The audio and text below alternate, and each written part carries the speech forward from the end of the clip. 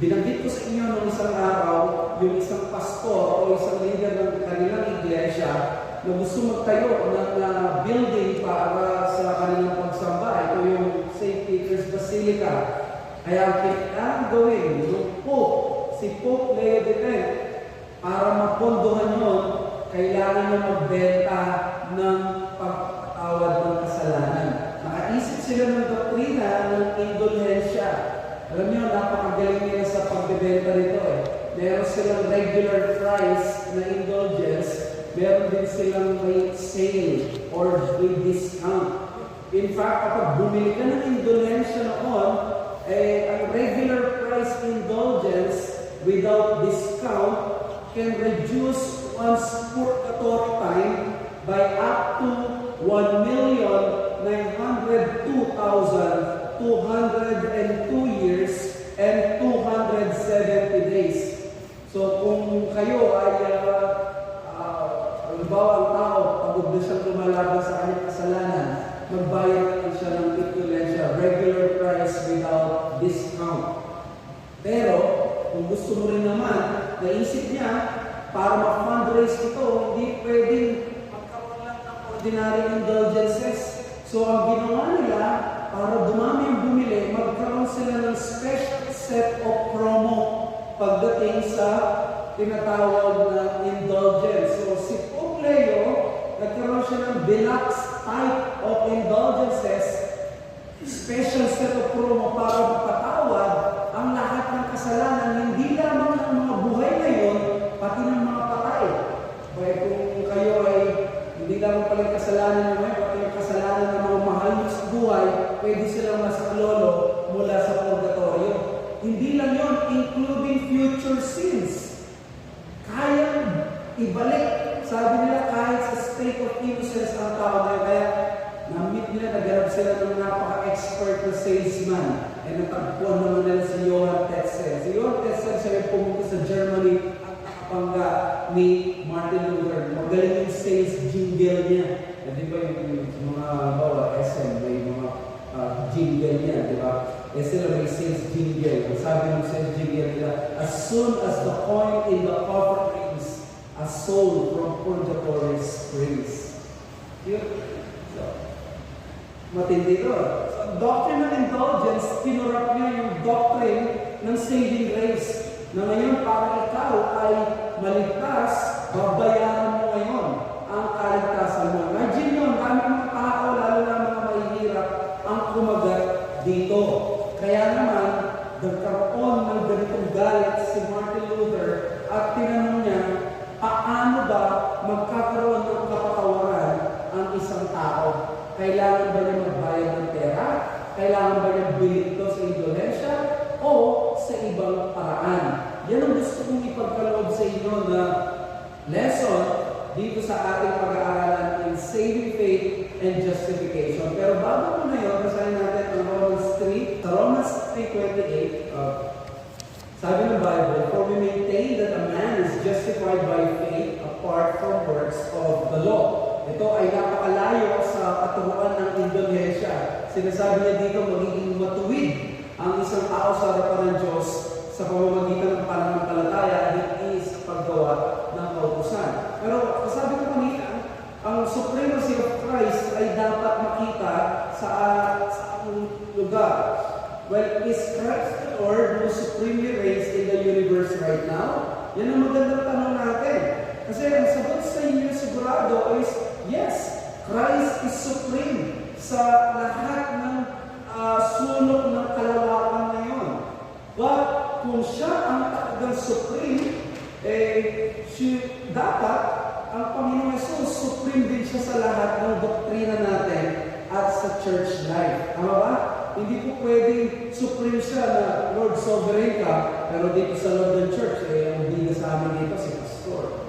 Hindi ko dapat dito yung aming mga membro, mga malalakas. Hindi. If it is possible to openly confess the supremacy of Christ, yet our theology and practice in the church will allow the eminence of man to flourish. Pwede pala yun. Na habang pino-confess ng bibig natin supreme si Christ, yung mga maliliit na tao sa loob ng iglesia, iglesia, mula sa pastor hanggang sa miyembro, pwede tayo mag-act na parang tayo yung preeminent. Sino sa Biblia ang preeminent? Binanggit. Si Pastor Mike, lesson ng Colossians. Tama, Pastor Mike?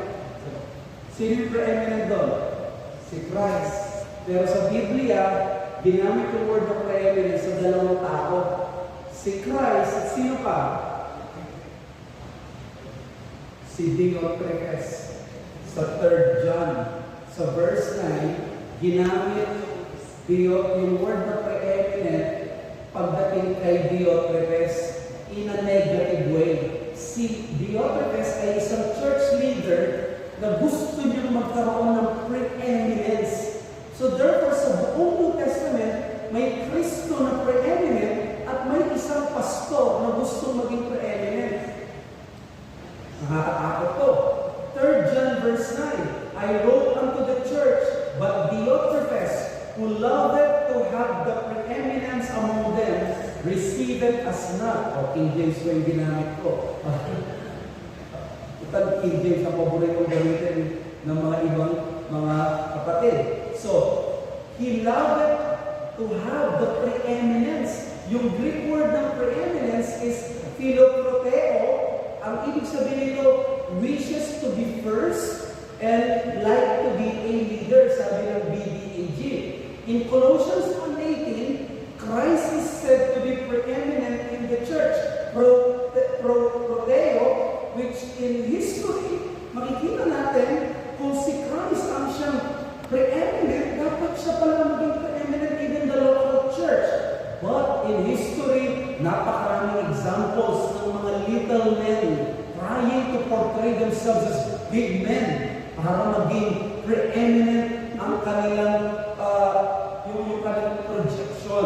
A clear violation ito. Example lang, yung Pope. Yung Pope, ang official title din niya is Vicar of Christ. Alam niyo po ang ibig sabihin ng Vicar of Christ? Substitute. Kahalili.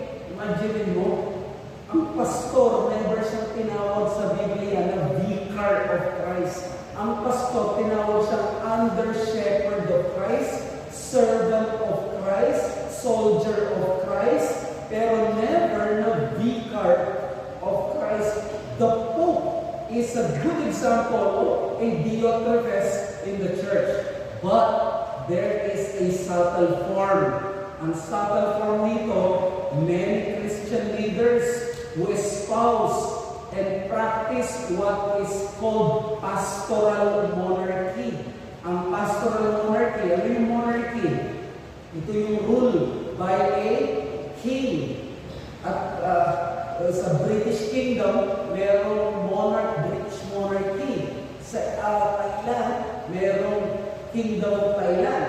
Merong Kingdom of Cambodia. May Kingdom of Saudi Arabia. Meron din Kingdom of Baptist pastors. At mga ibang mga pastors. The pastor sa pastoral monarchy has divine fiat in matters of faith and practice. And I am not joking here, mga kapatid, na ang pastoral monarchy, ang pastor may divine fiat siya in matters of faith and practice. Kung meron kang narinig ng church leader na sinabi niya, ito ang dapat mong isuot 3 inches above the ground. Sobrang taas na. 3 inches above the ground. May mga pastors sa kailangan, pag nag-service ka, kailangan naka-long sleeve ka, tapos necktie, close neck pa, tapos dapat yung hati ng buhok. I'm not joking. This has happened in history ng maraming mga churches sa Amerika, maging sa Pilipinas. Naku, talama. Kung ano yung sasabihin nila, I even know of a place na mga Bible students pumunta sa ibang bansa, Saturday night, kinontak nila yung pastor nila, video call, at nagpaalam sila, Pastor, okay ba itong barong na isusuot ko bukas? Kailangan may approval, even yung barong na isusuot para kinabukasan. These are example of some men, little men, trying to portray themselves as big men who have the power to say these things para ipakita sa mga tao, makapangyarihan sila, kaya nila na magsalita at yun ang susundin nila, even in matters na obviously dapat liberty na ng tao. Yan yung pastoral monarchy. Ito yung sinasabi ko, kahit nasabihin mo Christ is King Bible Church, Christ is King Evangelical Church, kung ang loob ng iglesia, ang doktrina ay kung ano yung sinabi ng leader, o kung ano yung sinabi ng mayaman na member, o kung sinabi ng educated na member, o kung sinabi ng matagal na member, o kung sino sinabi ng influential member, yun ang masusunod. Despite clear teaching ng Scripture, there is a Diotrephes in the local church trying to usurp the supremacy of Christ. In other words, mga kapatid, the supremacy of Christ is under attack not only in the Catholic Church but in many evangelical churches in the Philippines right now. Under attack ang supremacy ng Panginoon. Not openly siguro, but deceivingly subtle way. Oh, thank God. Praise God. At nandito na. So, challenge. Christ must find its throne once again in our doctrinal positions. Kasi pwedeng bukang bibigyan natin ang supremacy of Christ. Gusto ba natin talaga si Christ supreme? Ipakita natin even in our doctrine. Ba, maraming mga tao pagdating sa doktrina, ang tao ang hari, siya ang nagdidesisyon kung ano ang mangyayari sa buhay niya. Kung siya ang tatanggap sa Panginoon, siya ang ganito ang mangyayari. Sa kanyang free will na talagang makasalanan, siya ay may power na lumapit sa Diyos. Hindi si Christ ang King, ang powerful at sovereign, supreme sa church life at sa doctrine nila. So, ang challenge dito dapat mag-permeate yung supremacy of Christ sa atin. Yun yung conference objective sa atin natin na ngayon ko lang nabanggit, no? Lecture number 6 na. So, okay naman dito, mas mainam to kasi mas marami yung tao ngayon, and that is what I like better. To present biblically faithful doctrinal position that will be the method of measurement if Christ reigns supreme in our church and ministry. Ito yung sukatan, hindi yung pangalan, hindi yung education ng pastor, hindi yung sino yung mga tao. Ang measurement talaga ng church mo biblical, tingnan mo si Christ sa bawat area ba ng church life doctrine, siya ba ay preeminent? Hindi sapat na nasa confession of faith lang. Kailangan nakikita ito. At nakita natin, pagdating sa doktrina, ni-usurp ng Pope yung place ni Christ. Naging Diotrephes si ang mga Pope pagdating sa issue ng kaligtasan. Palitan natin ito sa issue ng justification by faith alone. Siguro sasabihin nyo, oh, fundamental na ang justification by faith alone sa ating panahon ngayon, noon pa, so therefore, pinaniniwalaan natin ito, in danger ba ito ngayon? Pero ipakita ko sa inyo, does sola fide still matter today, even among evangelical churches? Let us quote itong si Thomas Schreiner. Sabi ni Thomas Schreiner, centuries have passed since the Reformation, and we will wonder, does sola fide still matter today? Is the notion of justification by faith alone just a relic of days gone by, reflecting a nostalgia for a previous time? As will be evident from this book, I believe that the Reformation cry of sola fide should continue to be taught and treasured today because it summarizes biblical teaching, and God's Word never loses its transforming power. It speaks to the minds and hearts of people all throughout history because it tackles one of the fundamental questions of our human condition. How can a person be right with God? Alam niyo yung issue ng justification by faith alone? Very simple. How can a man receive forgiveness? How can a man be forgiven by God and receive salvation? Tatanungin niyo si Pope Leo X at si Johann Tetzel, you will receive forgiveness if you will buy from me, yung set of indulgences, bayaran mo ako, papatawarin kita. Yan ang doktrina ng Catholic Church, na doctrine ng indulgences. Kaya sa mga evangelicals, tayo, masaya tayo. Justification by faith alone, sola fide. Dapat ito ay i-embrace natin. But, eto ang nakakalungkot. Siguro, sasabihin natin, napaka-precious ng justification by faith alone. For sure, pinaglaban nila ng mga reformers at ang kanilang mga descendants. Correct, pinaglaban nila. But the question is, do you think po may nag-compromise na sa panahon natin sa justification by faith alone? Na parang sabi ni Pastor Ramen, in danger ito. Well, ito yun. The attack on justification in our generation had surprisingly come from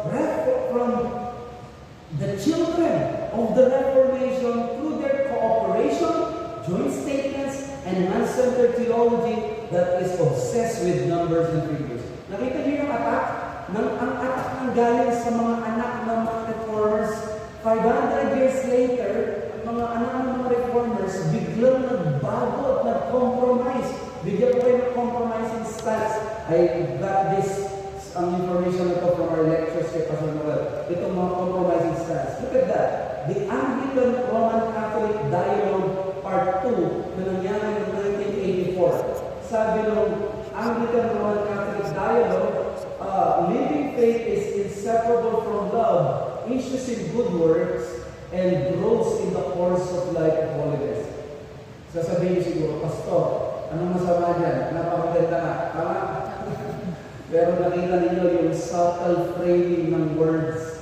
Nakita mo, living faith is inseparable from love. Nakita nyo, kasi sinasabi niya, ang living faith is pinapakita na kailangan may love. Kumbaga, ang faith, hindi siya faith alone. Kita nyo ba? Yung subtle difference, ang mga Protestants sa panahon ni Martin Luther, pinaglalaban nila hindi yung word na fide. Yung fide is faith. Ang Catholic na iniwala sila sa faith, ang pinaglalaban nila Martin Luther is what? Sola. Alone.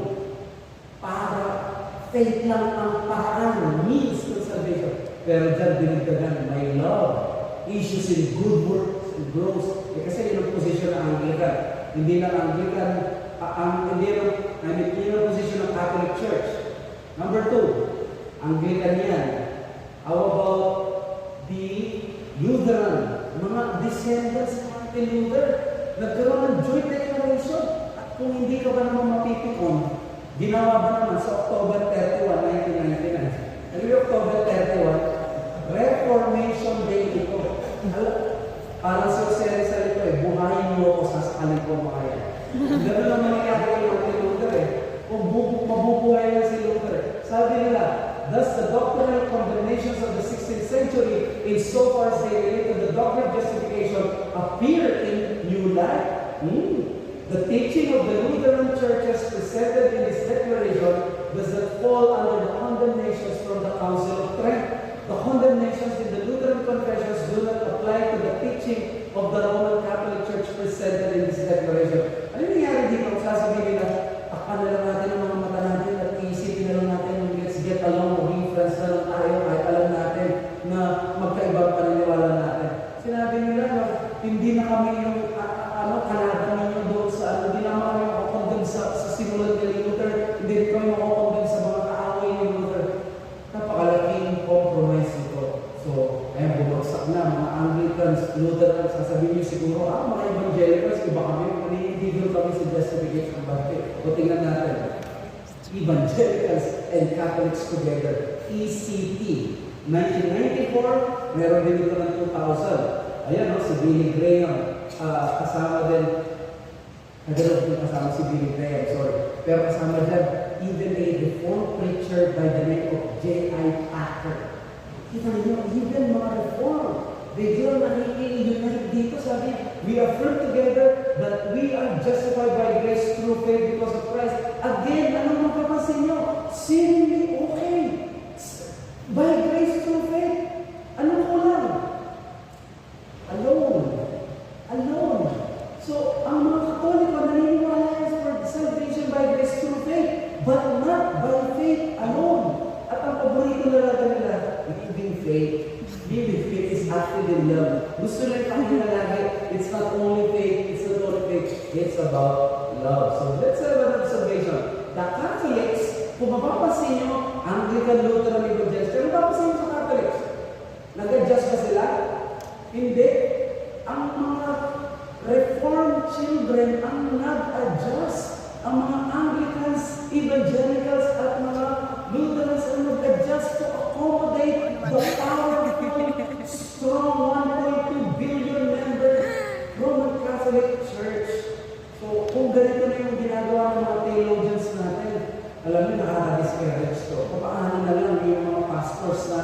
na hindi mga kasing gagaling ng mga theologians na to.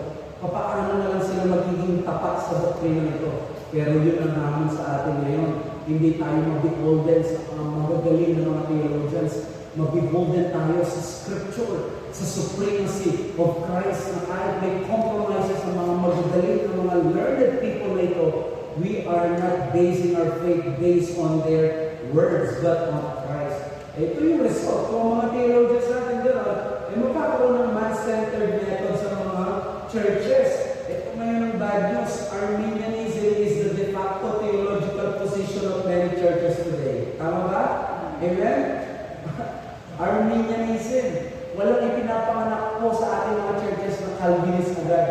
Puro Arminian. Malakas ang will. Yung man-centered. So, the problem is, it is naturally fascinated ang Arminian position with human methods and decisions. Kasi ang Arminian position, yung power ng tao, yung will ng tao, malakas. Yung will ng tao, malakas. Yung gagawin ko para magkaroon ako ng maraming member, magalingan ko lang mag-convince. Pero kung ako ko, patay ang tao sa kasalanan ng soberanong Diyos ang makabuhay sa kanila, then therefore, kailangan ko na umasa sa kapangyarihan ng Diyos. That's the Calvinistic position. So, tingnan ninyo yung mga ism na ito. Number one na ism, fideism. Ano ba yung fideism?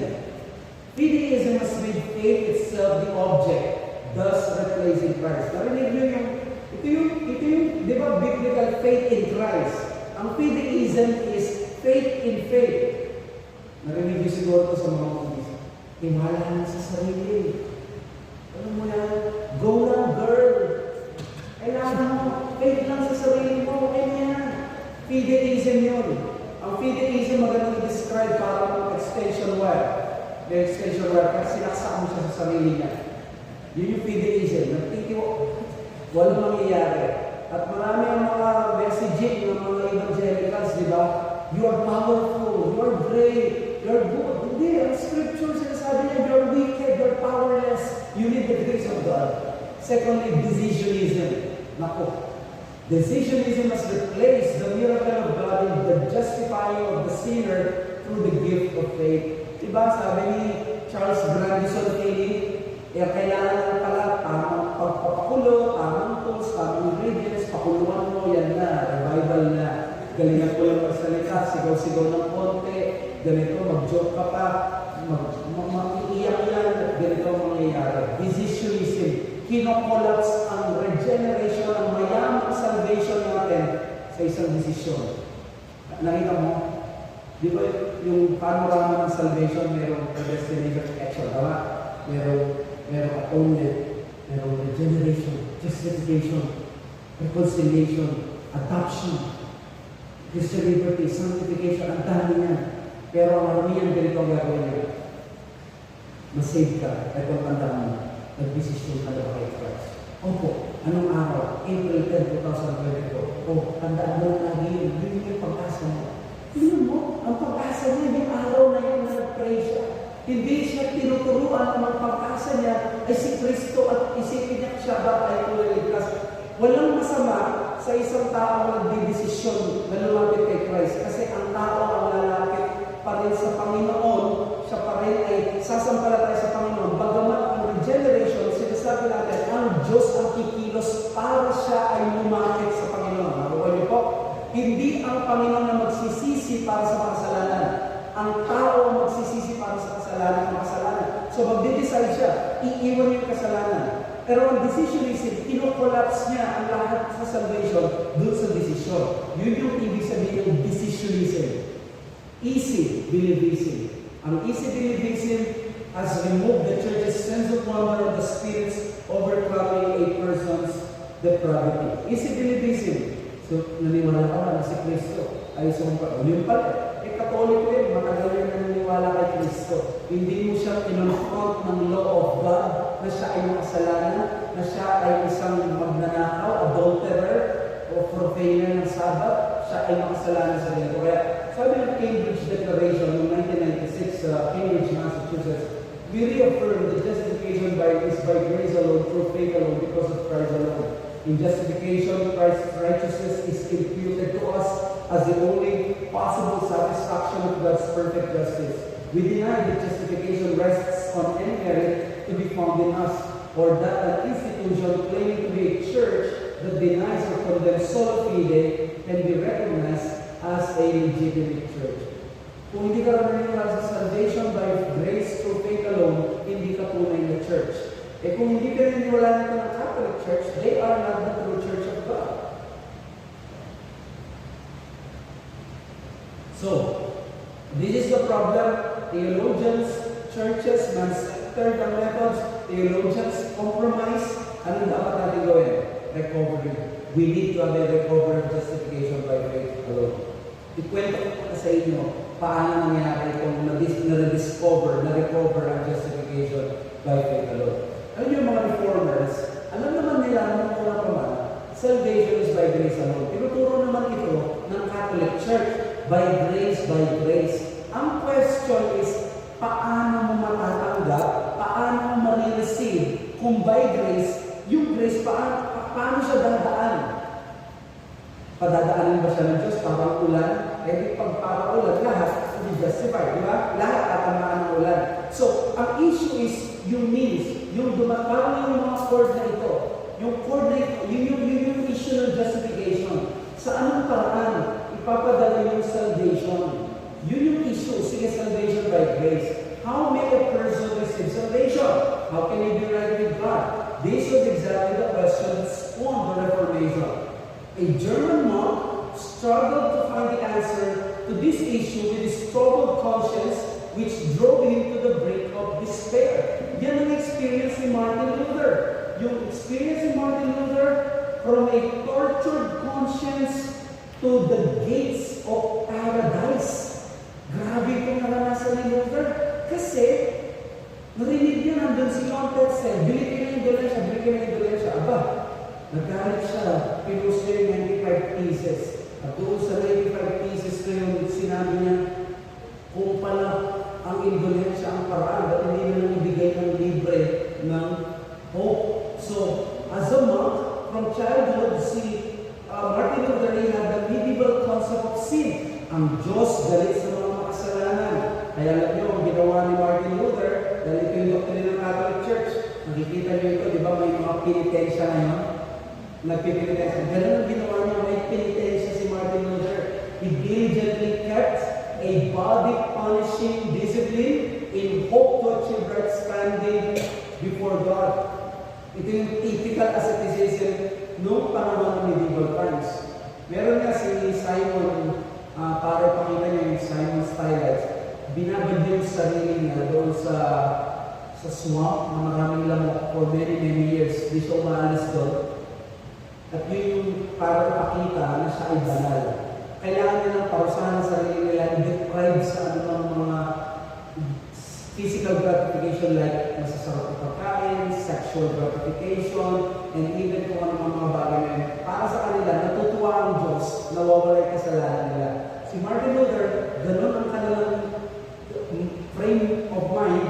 So, si Martin Luther, nangungumpisa yan to the point, asar na yung kanyang superior, si Johann von Staupitz. Imagine mo na, nangungumpisa 6 hours, mula umaga, siyempre magbubutong wala akong break time, wala akong bathroom break. Eh, buti pa kayo, may bathroom break, kaya huwag tayo mag-reclam kung isang oras yung lecture po ng oras. Si Martin Luther, ganun siya katindi. Sabi niya, biglang nainis yung kanyang superior. Sabi niya, Luther, yung problema mo, bakit ganito? Si Luther kasi siniryoso niya yung teaching ng scripture na ang Diyos ay banal at kung banal ang Diyos, hindi, makasalanan ako, mauyari ako. Ganun si Martin Luther. So, ang ginawa ni Luther, paano naroon na yung titirisin talaga ako ng Diyos? Sabi ni John von Staupitz, ano problema mo? Hindi mo kumahal ang Diyos, Luther?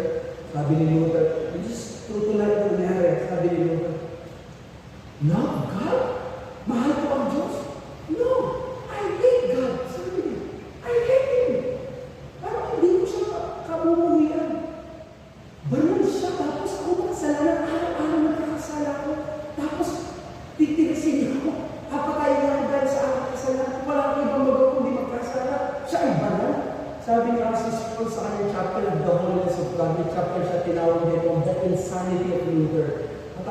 sabihin, si Luther ang nakakita ng tamang conception ng holiness of God.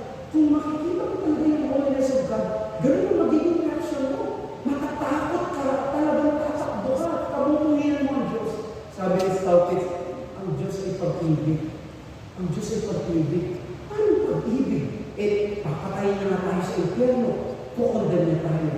Then bigla, nag-aaral si Luther at dito, ma-realize niya, mag-open daw yung paradise, yung Diyos na galit siya sa Diyos na ito. Makikita niya yung isang side ng Diyos na hindi niya nakikita. Yung Diyos na puro galit lang dahil sa kasalanan niya, bigla niya makikita ang kakaibang ito. Ano yun? Nung binukulat mo yung Romans chapter 1 verse 17, sabi niya, may katwiran na ipagkakaloob ang Diyos sa tao nang hindi niya kailangan magpenitensya. Yung katwiran na yun, hindi yung katwiran na intrinsic sa Diyos. Alam niyo po yung intrinsic, yung panloob. Yung katwiran na kapag tinapak ito sa inyo at sa akin, we will be obliterated by that righteousness. Sabi ni Luther, ang focus, ang kaulugan nito sa marami, yung intrinsic righteousness na ito yung righteousness na galing sa Diyos. Ito yung righteousness na attribute ng Diyos. Kaya kang mamamatay ka. Pero na-discover ni Luther, ito pala yung righteousness na binibigay ng Diyos para hindi ka niya kamugian at hindi ka niya i-condemn. Romans 1:17, for in it the righteousness of God is revealed. So may righteousness ang Diyos na ibibigay. Paano daw ito ibibigay? From faith for faith. As it is written, the righteous shall live by faith. Alam nyo, nung nabasa ito ni Luther, could you imagine, akala niya yung Diyos, nandun lang siya para tirisin siya. Ang gagawin pala ng Diyos, para hindi kita tirisin, hindi kita parusahan, hindi kita i-condemn, bibigyan kita ng katwiran para tatanggalin kita. Ang tanong, paano makukuha yung katwiran niya? By?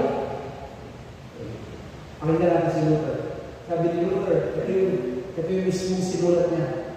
Please, namnamin natin ang words ni Luther dito. Dahil ito yung testimony ng salvation niya. Sabi niya, there I began to understand that the righteousness of God is that by which the righteous live by faith of God, namely by faith. And this is the meaning. The righteousness of God is revealed by the gospel, namely the passive righteousness with which merciful God justifies us by faith, as it is written, he who through faith is righteous shall live. So, ito yung sinabi na Luther was converted upon learning in Romans 1:17 that the righteousness of God was imputed to the believer by faith in Christ.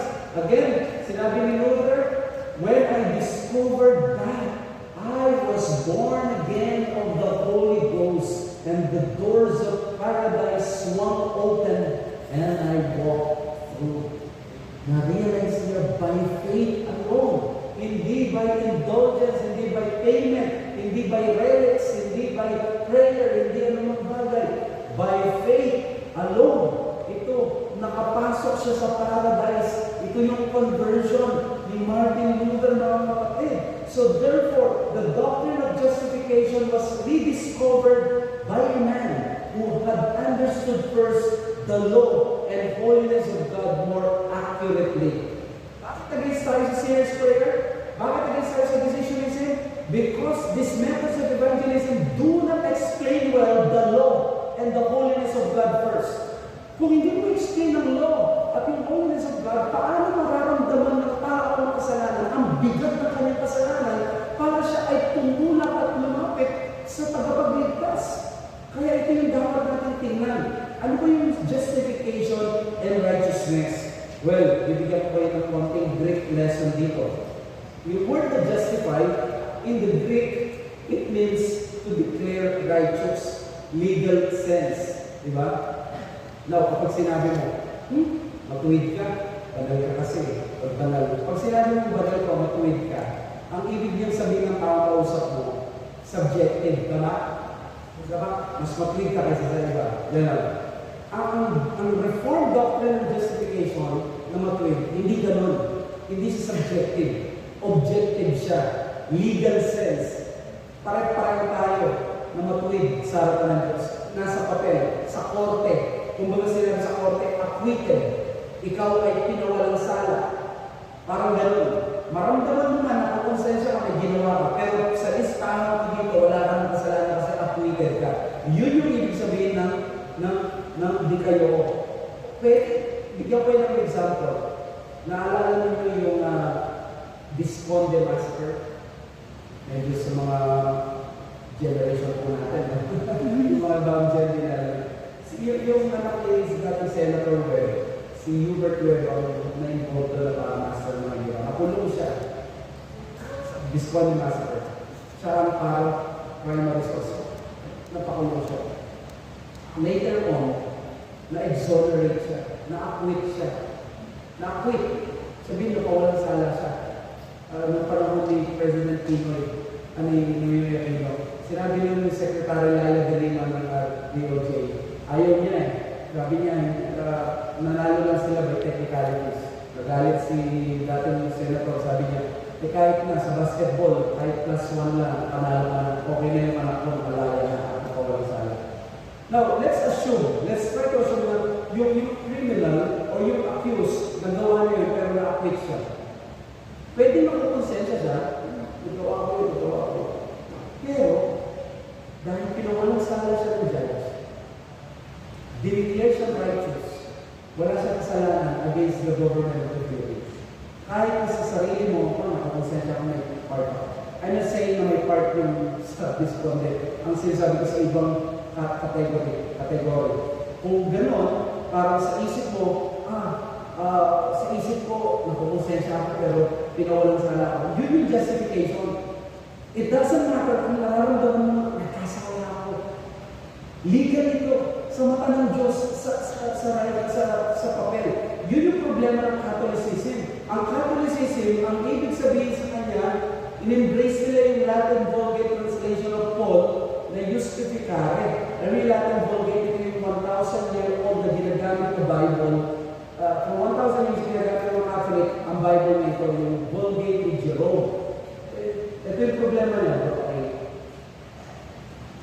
Yung justification, Latin, justificare, kita niyo yung difference niya? In-interpret siya to make righteous morally. Sa atin, sa Reform, to declare. Ito, to make righteous morally. So, ibig sabihin, maging matuwid ka sa mata ng Diyos, kailangan maging matuwid ka talaga muna. Maging malinisan ka muna. Maging banal ka muna. Sa Reform, makasalanan ka, i-declare ka lang na matuwid ng Diyos, justified ka na. Ito, bago ka ma-justify, kailangan maging righteous ka muna morally. Pakinggan yung sinitig namin. The understanding of justification as the medieval church relied on the standard Latin translation of the Bible, the Vulgate, which rendered the Apostle's Greek term dikaioo by the Latin justificare. And from this sprang the difficulty. Western theologians misunderstood as Melanchthon within the Latin term justificare as meaning to make righteous in the sense of moral transformation, the process by which a sinner is changed spiritually in his soul into a just, holy, godly person. Nakita nyo? Sa Catholic Church, godly person ang justification. Kailangan magpabanal ka muna. Kailangan maging matuwid ka muna intrinsically or personally, subjectively. Sa Reformed doctrine, sapat na naman i-declare ka na righteous kahit hindi ka pa mapabanal. In other words, sanctification, susunod yun, mamaya lesson natin, pero ganun ang doktrina ng Reformation. So, tingnan natin ang medieval debate. Ano ba yung righteousness of God? Ito ba ay status or activity? Kasi sabi ng Catholic Church, ito ay to make righteous morally. Sabi ni John Stott, the meaning of the expression dikaios reiteu, that is the righteousness of God, has been discussed throughout church history and has in consequence attracted an enormous, even unmanageable literature. It is not easy to summarize, let alone to systematize the debate. Dalawang position. Ang position number 1, ang righteousness ba ng Romans 1:17 ay divine attribute ng Diyos. Ito yung tinatawag na justicia distributiva. Ang ibig sabihin nito ay ang righteousness na ito ng pag-aari ng Diyos sa kanyang pagka-Diyos. Now, i-quick na lang natin. Ito ay hindi position ng Catholic ng Reformers. Ang position ng mga Reformers ay widely spread in the church with the popular meaning of dikaiosune at yung Latin equivalent ng moral. In other words, kailangan maging banal ka muna para ikaw ay ligtas. Salvation by good works and said, yun ang Catholic position. So, tingnan natin yung isa. Position number 2 is this, divine achievement. So, ang righteousness ay divine achievement ng Diyos. Ito yung righteousness na binibestow ng Diyos sa isang tao. So, the genitive is understood not as subjective. So, yung sabihin, yung righteousness of God, hindi yung righteousness mismo ng Diyos sa kanyang pagka-Diyos. Righteousness of. Kundi, righteousness from God. Righteousness mula sa Diyos, ipagkakaloob niya sa iyo. Okay? So, skip na lang natin yung mga medyo theological na scholarly approach natin. Pero ang gusto ko i-point out dito sa 2 Corinthians 5:21, we have become the righteousness of God. Ang sabi ni Thomas Schreiner, this is the clinching text of forensic righteousness. Alam niyo word ng forensic, legal, ito yung, di ba pag forensics, ito yung it doesn't matter what yung feeling mo. Feeling mo, parang sa pag-aasawa, pag nagpirma ka sa certificate of marriage, ano yun? Di ba minsan nag-aasawa, tapos feeling pa, binata ka, pupunta ka sa barkada, tama, ganun. Ganun ang justification. Whether feeling mo, ikaw ay binata ka, pag nasulat na sa certificate of marriage, married ka na, kahit feeling mo, dalaga ka pa. Sa papel, married ka na. Ang justification, ganun. Sino po dito ang nararamdaman nyo na anghel na kayo? Sa Catholic Church kasi, para ikaw ay ma-justify, kailangan maging anghel ka muna. Ibig sabihin, maging banal ka muna talaga. Alam natin, may amazing para tayo. Pero sabi ni Diyos, it doesn't matter. Sa mata ko, declared righteous ka na. Matuwid ka na because of Jesus Christ. By faith alone. Yun yung sabi niya sa 2 Corinthians 5:21, become the righteousness of God. So, legal forensic is still the most convincing interpretation of Paul's dikaiosune EU. Ito yung naano ni Melanchthon. Si Melanchthon nakatulong kay Luther para ipakita na, sabi ni Melanchthon, Luther, ito pa yung mas maganda. Yung justification, ang sinabi pala nito bilang judge to an accused na sinabi, not guilty. Sa Tagalog, pagpapawalang sala. Pagpapawalang sala, yun yung ibig sabihin ng justification. Acquitted. Yun yung ibig sabihin na ni Melanchthon. So, a legal forensic act, courtroom setting, not a personal subjective experience. At alam niyo, gusto ko ito. There are times sa Christian life natin, sometimes, di ba, we feel di tayo ganun spiritual. Sometimes, nagkakaroon tayo ng dryness. Nagkakaroon tayo ng lethargy. Pag ang time na yun, nagkakaroon ka ng dryness, nawawala po ba ang kaligtasan? Hindi ka na matuwid sa mata ng Diyos? Hindi. Sabi ni Mark Jones, kailangan mo na si Christ magkaroon, bumalik siya sa resurrection para mawala ang kaligtasan mo. Ganun ka-secure ang justification natin. So, Nick Needham said, Melanchthon, Luther, and Reformation theology broke decisively with this medieval concept of merit. The believer's acceptance of eternal life they maintained was not some far of gold, grounded in the storing up of moral or spiritual qualities in the believer's life. It was a present reality, here and now, and as far as the demands of the Lord were concerned, it was based on the imputation to the believer of Christ's righteousness. So the point is that justification began to be understood as the act of God by which He declares the sinner righteous. Hindi niya sinabi by which He makes the sinner righteous. No. By which He declares, diniklara ka. Okay? So punta tayo sa background, theological. May sinabi si John Stott dyan, nakasalanan natin.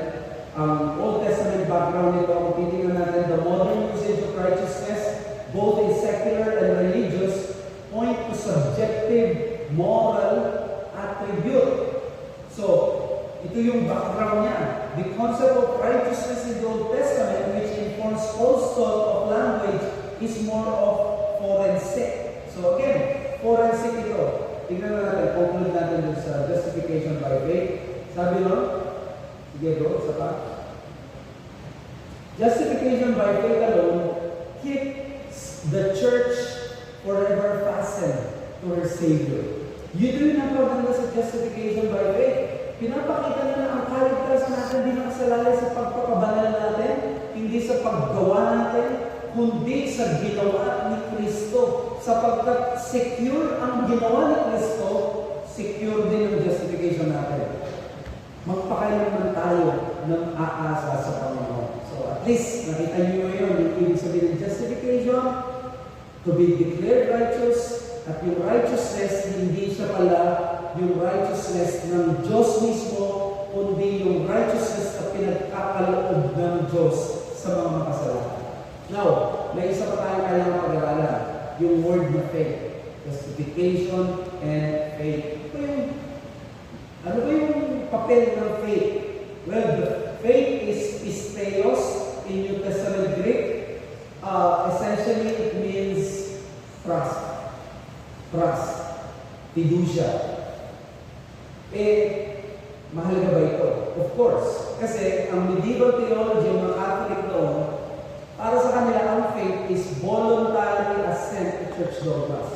So in other words, kung Catholic ka, basta umagri ka doon sa tinuturo ng Catholic Church sa kanilang CCC, Catechism of the Catholic Church, sa kanilang mga declaration, basta, I agree. Para sa kanila, yun na yung faith, niligtas ka na ng church. Pero sabi ng mga reformers, teka muna, ang faith hindi lang basta pagsang-ayon. Ang faith ay pagtitiwala. Even from 1513, Luther was already feminist Augustinianism, salvation by grace alone. What made the difference is the way to receive this grace of salvation. And in 1519, Luther discovered that it is not simply assent to church doctrine, but a lively, personal confidence in Christ. Christ is received by personal trusting faith. God justifies the believer by imputing Christ's righteousness to his account. So therefore, by faith union with Christ, a sinner has confidence in salvation and need not to strive for personal merits. So therefore, by faith in Christ, the sinner has the most secure confidence in the world. So yung kay Christ pala tayo nakahawak. So therefore, by faith yun. So tingnan natin yung faith. Faith is a means and the only means. Okay? Kaya nga may word na only, sola. Faith is only a means. It is not the ground of salvation. It is not meritorious. Kaya nga may reform slogan noon, per fidem proter Christum, by faith, but because of Christ. Parang ganito, yung kuryente po natin, may ilaw. Ang kailangan natin sa ating provider ay yung kuryente, tama? Paano mapupunta yung kuryente dito sa convention hall? Kailangan natin ng tawad.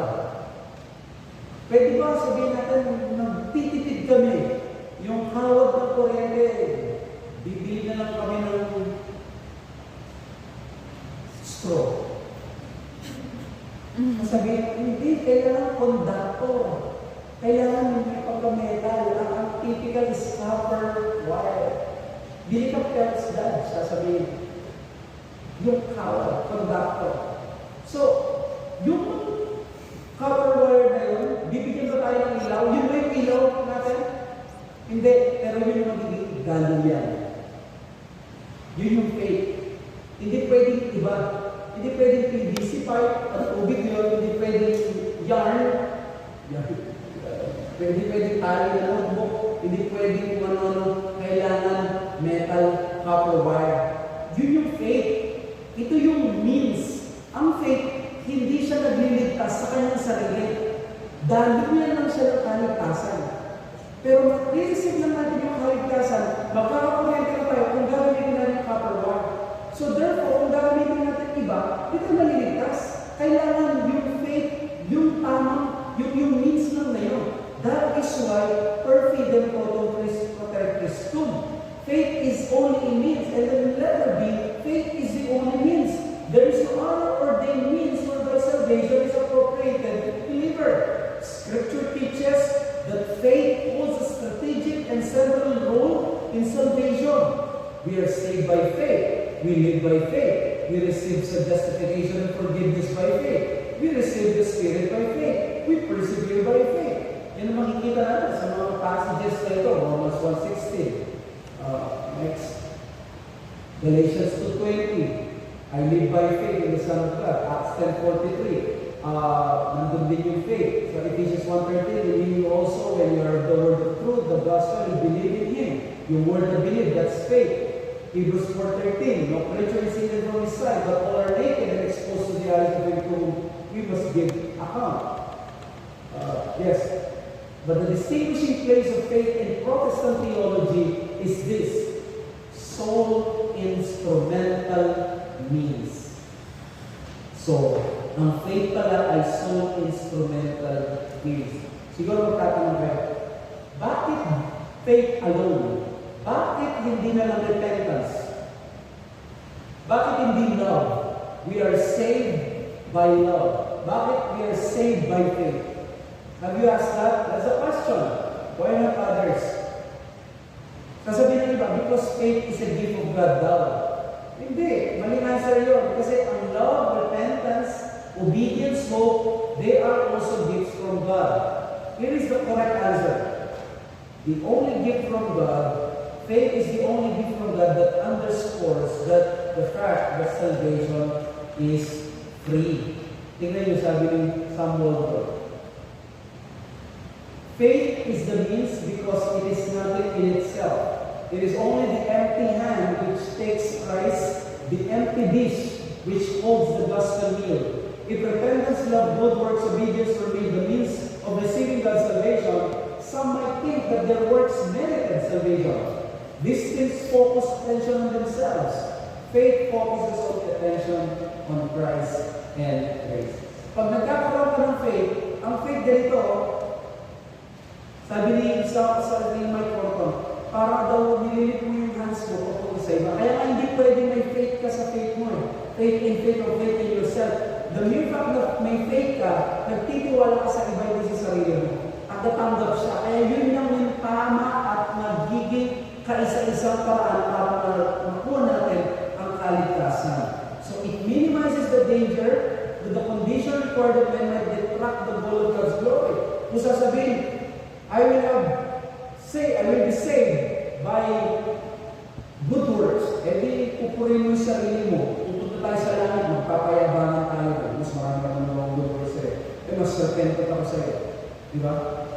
Sino makakapag? Hindi, mas malakas yung aking pagtitiwala sa Diyos kung sinampalatayan ako. Hindi, walang ganoon. So, faith ensures the salvation is a gracious gift of God, void of human merits. Ang ibang pangalan ng faith is self-emptying grace o kaya extraspective, looks outside of itself to another. Ang mga Puritans, they said that grace, faith is grace that takes a man of himself and gives all the honor to Christ. The point is that reformers added the word alone to indicate that there is no other means. Sabi ni Tom Schreiner, Luther also emphasized that faith alone justifies. He famously adds the word alone to Romans 3:28. Such a translation isn't an imposition on the text, but represents the meaning of the verses in context. The famous Roman Catholic scholar Joseph Fitzmyer agrees. Luther emphasizes repeatedly that faith alone justifies, faith directed to God's Word, faith focused on what God has done for us in Jesus Christ, crucified and risen.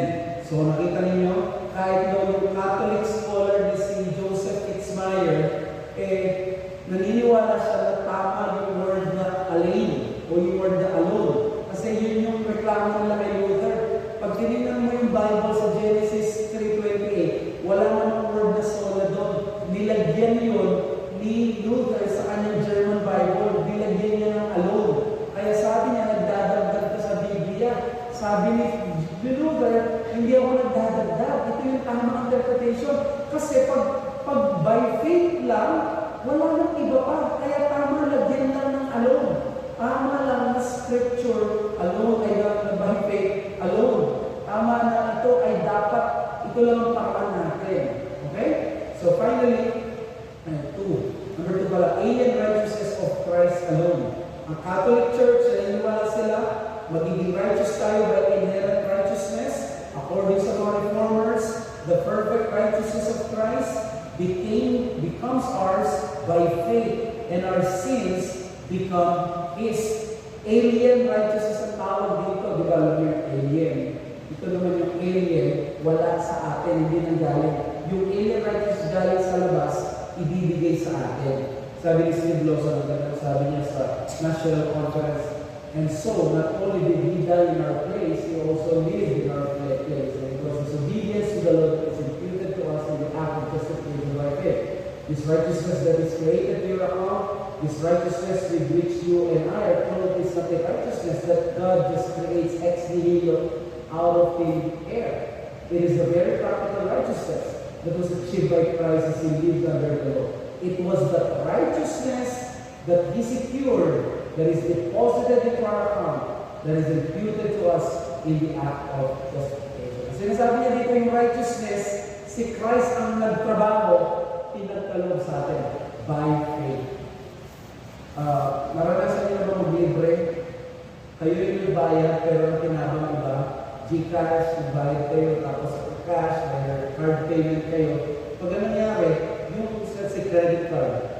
Pag the credit card and swipe ka, let's say, ginamit ito ng abagada mo, ng anak mo, sa kanya yung product, pero nailista siya sa pangalan mo. Ikaw ang ibigin. Ganon ang crediting ng righteousness. Yung ginawa ni Kristo na righteousness na kuha niya, in-impute niya sa atin para tayo magkaroon ng righteousness. Tapos yung kasalanan natin, na-impute sa kanya. Pero hindi siya ang gumawa. Yun yung ibig sabihin ng imputation, na justified tayo by faith alone. And number 3, good works are the fruits of faith, not the basis of faith. So in other words, magkagawa tayo ng mabuting gawa ngayon dahil ito ay bunga ng pananampalataya. Ephesians 2:10, for we are His workmanship created in Christ Jesus for good works which God prepared beforehand that we should walk in them. So the Roman Catholic Church holds to a theology of merit, rejecting ang Panginoong Jesus. The Reformers insisted that works are essential, but not as means to achieve salvation, but as evidence that proves its genuineness. So let us beware na mag-preach tayo parang hindi kailangan ang works sa buhay ng pananampalataya. Pero dapat bunga lamang ito ng pananampalataya. So let me conclude. True justification is so powerful that it results to good works. It will result to sanctification. Let us pray. Father, we thank you sa aming pag-aaral about justification by faith alone. Nawa ay kaming mga na-cover na subjects, but at least nakaroon sila ng bird's eye view of what it means to be justified by your grace through faith alone in Christ alone. Tulungan mo kami na hindi kami mag-compromise sa mga katotohanan na ito. Tulungan mo kami na i-embrace ito with full confidence sa inyong character at sa inyong anak na sa Jesus. Kami po ay papasalamat na kami ay nabutan ng Panginoon at kami ngayon ay nabigay po ng pag-asa ng justification. We give thanks to you, Lord,